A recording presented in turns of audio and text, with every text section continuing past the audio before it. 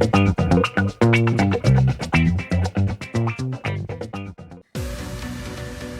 everyone, welcome back to another Limitless video. Today we are going to be ranking all 6 seasons of Marvel's Agents of S.H.I.E.L.D. It's a pretty popular TV show, at least I love it. I've always loved it. I've been watching it probably since day one. So yeah, that's the video. If you guys like to see more content like this, don't forget to drop a like and subscribe. Turn on those notifications so you not miss more ranking videos like this. And with that said, we're going to get started. And coming in at our number 6 spot, to start this off, we have Season 6. And to be honest, the season did kind of feel fresh. It did not feel repetitive in any way, but it kind of felt like they were trying to open way too many plot lines involving characters that they would only have for like 1 or 2 episodes, and then after that, they would just kind of get rid of them and not use them again, which is kind of weird. One other thing that they really didn't do well was the final episode and the final battle and everything that they did like that. It kind of just all felt like an excuse to like use the 3 monoliths to kind of wrap up that storyline. So that's why it comes in last place. And coming in at our number 5 spot, we have Season 1. And as the start of this show didn't do too bad, I feel the biggest complaint with this season is that the first season needed to be, bam, right in your face. It kind of needed to, grab everyone's attention. And the first couple of episodes at least did that for me, but I know that this wasn't the case with many people, and they lost interest within the first couple of episodes, which I get. However, the thing is with this show, the action and story definitely starts to pick up towards the middle of the season, and why that's so important is because it's the same exact story of what happened in The Winter Soldier, with everything being affected with the Hydra agents and them turning on each other, and of course this is Marvel's Agents of S.H.I.E.L.D., so it would be heavily affected, but unfortunately this doesn't happen until the middle of the season, which kind of makes it bland until it gets to that spot.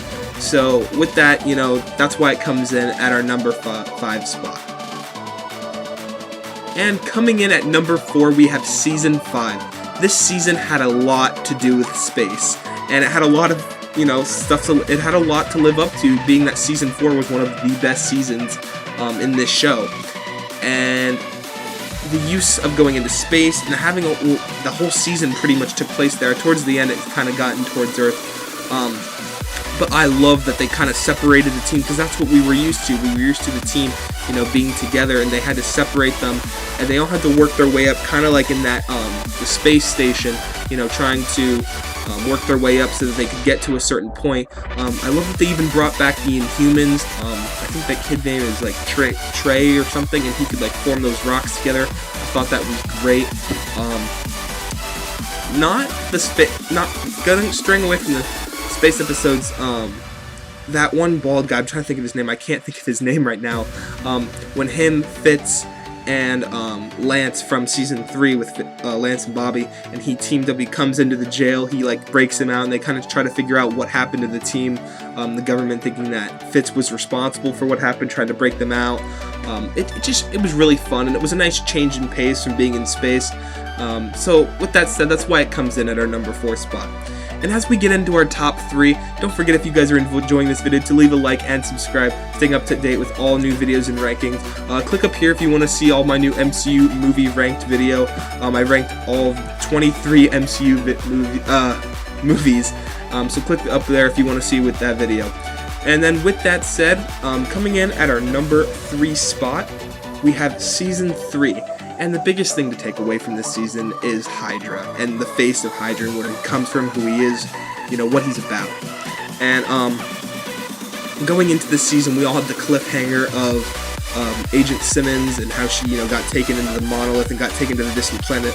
Little did we know this planet would be where Hydra was from. We have Daisy being mind-controlled by Hydra, going against the team kind of with her new Inhuman powers. Lincoln comes into the mix and even tries to save her. It just made for some really great surprises throwing at the audience, because we didn't expect Lincoln to become such a main character. You have Lance and Bobby, leaving the team, being a pretty big part in this show. They were already a big part in the show, but in this season especially.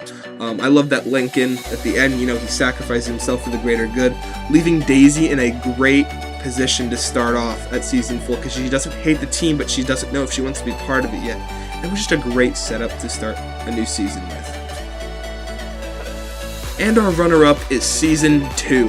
And after having season 1, then about just a previous plot that was already in the MCU, having all the SHIELD agents turning against each other because of Hydra, and having just a completely new, fresh idea being the Inhumans was a great idea, and I think they nailed this idea right on the head. You have the team trying to protect the people because you don't know if they'll transform or if they're just turned to stone and not break out.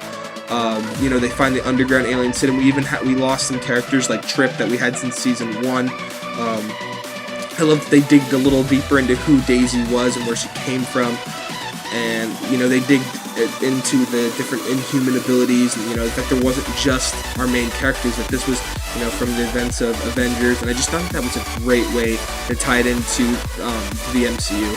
I love that the final battle and final episode of this season, with Daisy's mom manipulating all of the different Inhumans that she's controlling over.